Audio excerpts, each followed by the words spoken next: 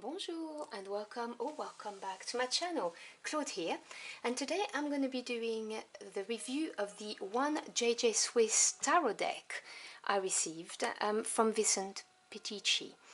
Now, before I dive into the tarot deck itself, I just want to talk to you a little bit about the 1JJ, give you a little bit of history.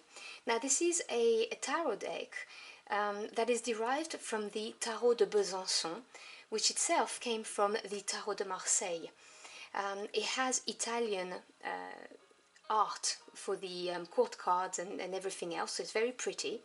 So it's a pip deck, you know, like a traditional Tarot de Marseille, so non-reversible. Initially, it was made from early woodcut designs that were reprinted in black and color with blocks of red, blue, yellow and green, so very, you know, primary colors, very bright, like the initial Tarot de Marseille. And they use the old Roman numerals as well on the deck, like you would expect to see. Now, Vincent decided to recreate it, and he's obviously changed a few things, which I'm going to explain to you in a minute. So it comes in this beautiful box. So it's a two-part box, it's glossy, so I'll show you the front. So with a new palette of colors, an optional High Priestess and Hierophant. So you get 80 cards, and I'll explain to you in a second why you do. The most popular tarot fortune-telling deck for card readers, authentic symbolic design recreated by master tarot reader Vincent Pitici, now at the standard size. So what he's also done is he's resized the cards so that they match a standard tarot deck. I believe they were slightly bigger for the original tarot deck, which makes them harder to handle. So authentic 78 card 1JJ Swiss Tarot fortune-telling deck contains two optional cards as the High Priestess and the Hierophant to replace Juno and Jupiter from the original version, which I will explain when we go through the cards. So it opens like this, and you get the cards. So let me put the box right there for you so you can see it. And this is the back of the cards. Now I really like this because this is really classic, you can't get tired of it, and I really like that. So standard size deck, and the one thing I absolutely adore is the fact that it is a linen texture. I don't know if you can see it, I really hope you can. I'm trying to grab the light, there you go, can you see? It's linen texture. It's a pleasure to handle. It's my favorite cardstock. Any deck that has linen as a cardstock I'm likely to kind of really love. Very flexible, shuffles like a dream. It really is something I love, and they tend to be more durable as well, from my experience anyway.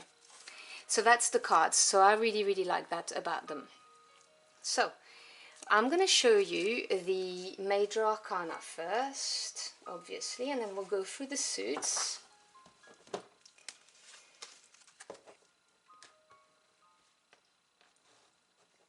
So, and you see this slip, they have a beautiful slip to them. It really is something I love about it.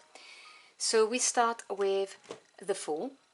So as I was talking to you about the aesthetic, it's Italian art, but what he's done, he's muted the color palette. So rather than having something kind of bright, which some of us think is a bit garish, you know, the primary colors, the bright blue, the bright yellow, the bright red and greens, it doesn't appeal to everyone. I mean, it doesn't appeal to me. I love the Tarot de Marseille, but I do not like the bright colors, I must say. I find it a little bit off-putting. So he's done that, and what he's done as well is he's kind of given it an antique effect around the actual picture. So I don't know if you can see it, but it is slightly darker around, which gives it that antique look, which I think is stunning. So there's your Fool, the Magician. Now he actually drew a High Priestess card for this deck. So this is his own drawing, and it is to replace, if you feel like it, the Junon card, which is the High Priestess or the Poppess in this deck. And the reason why they put Junon on the deck is because of the Protestant. There was, at the time when it was being published, sorry, I'm just looking at my notes so I remember exactly what I'm telling you. It was Junon and the Peacock, and also the next card, which I'll talk to you in a minute. And the Protestants didn't want to have the Pope and the Poppess, so they changed it to Junon with the Peacock. And he gives you the opportunity to have the High Priestess if this puts you off. Then you have the beautiful Empress.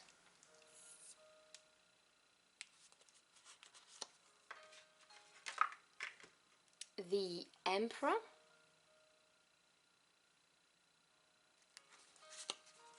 And so he drew the Hierophant to replace the next card, which was the original card, just to give you that, you know, that choice, to make it a bit more modern. I think this card is stunning, and I think you can really see the antique effect on the side of the cards. It's a stunning Hierophant. What a good job he did with that card. And this is the original one, the Jupiter one, which, I mean, doesn't he look bored? I don't know. I don't want that face staring at me, which is why I actually had not bought the one JJ Swiss, the original one. And when I saw he was remastering it and that he was drawing extra cards, I thought, oh wow, awesome. I'm going to finally get my hands on this without having to put up with this bored face. I mean, look at it. Look at this, right? So yeah, he gives you, you know, a nice choice. Then you have the Lovers, the Chariot, Justice,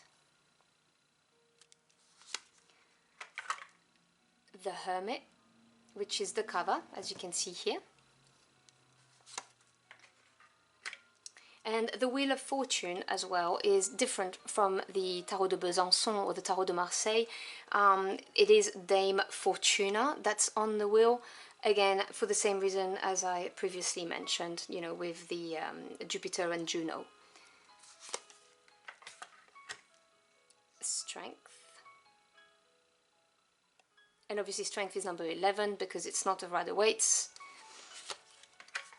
The Hangman, and I really like how he's touching the ground and crooked. I think that's a really nice touch from this deck. I like that. Death, Temperance, the Devil,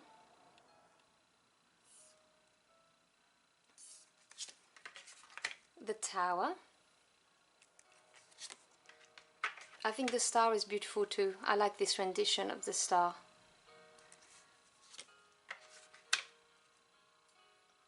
And the Moon, that's an interesting moon with the lower part of the card, you know, with the crustacean, and then above it the Sun. Love the Sun too, I think it's very pretty. And you can see the Roman numerals as I mentioned at the beginning. Judgment, and the World. So that's for the major arcana, and then we're going to move on to the suits. So I'm going to start with the wands.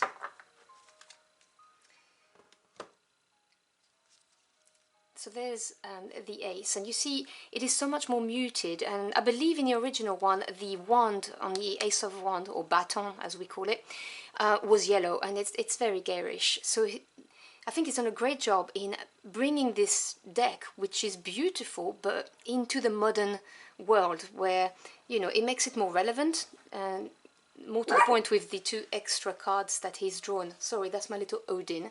He's not happy about something. So that's your Ace. And so you see the traditional pips.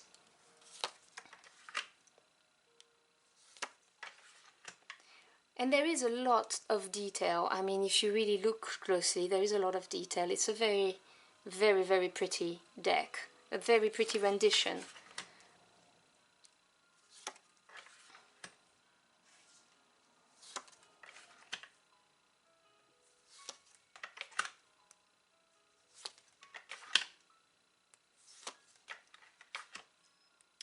and the 10.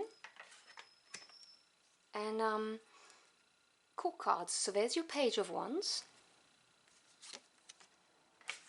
the Knight of Wands,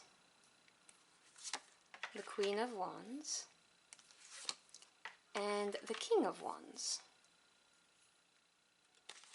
Now I really like the Italian art. I think it's very pretty. I like the refinement of it. So this deck really talks to me.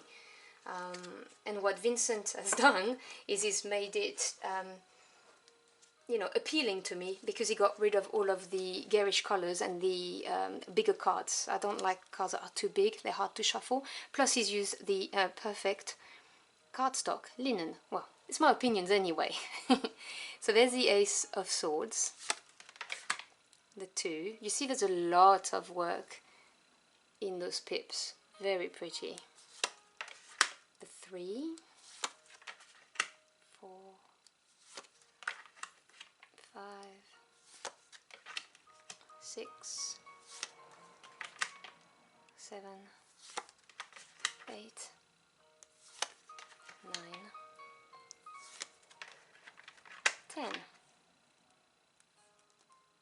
And you see, for me, a 10 of Swords that comes from a Tarot de Marseille style deck, it's more open to interpretation, less likely to give you this brutal image of the body lying with 10 swords in the back, which limits the interpretation. And the 10 of Swords means, you know, there's layers to cards, it means many different things.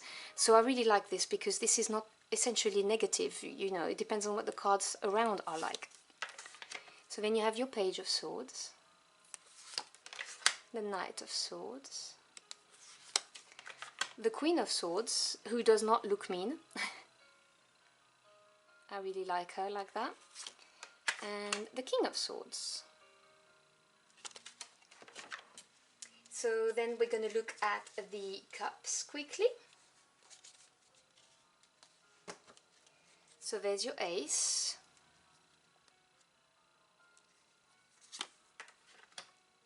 the 2 of Cups, the 3, 4, I hope you can see them, but I'm not holding them too close, 5, 6, 7, 8, 9, and 10. And you see it's inspired by the Tarot de Marseille, but it's not identical. In the Tarot de Marseille, you have, for the 10 of Cups for instance, you have 3 rows of 3 and then a gigantic cup on the top lying on the side. Here the imagery is slightly different. Then there's your Page of Cups, the Knight of Cups, the Queen of Cups, and the King of Cups. And finally we move on to the coins. So there's your Ace, and I think it's stunning. The Ace of coins in this deck, really, well, I think it's stunning. The 2, 3, 4, 5, 6, 7, 8, 9, and 10, and then, oh, backwards, sorry. There's your court cards, the Page, the Knight, the Queen, and your King of Pentacles or coins. So that's the cards. Now when I received this deck, I was excited and I wanted to obviously use it immediately, but unfortunately the World card came damaged. It looked pristine, but as you can see the back had those marks, and obviously, you know, well, I can't ignore it. Every time I'm going to know it's the world card. So I contacted Vincent and I explained my problem, and he said, hey, no problem, I'll contact MPC, because the deck is published by MPC, and see what they can do. And so they said they're going to send me a new world card and also the ace of batons or wands, because it's the first card of the deck and the last card of the deck. And they did, but they did even better than that. What they did is they sent me 5 of the ace of batons and 5, obviously my 5th one is in my deck now, of the world card. So I mean, you know, and obviously all of them undamaged, so that was a really nice gesture. And Vincent was very quick to sort this out for me, which I'm very grateful for. So, you know, even if there is a problem, it gets sorted. I mean, you know, this is nothing you can do about it, just happened. But that was great. So I've got replacement cards in case I damage them, and I can also use them for mark books.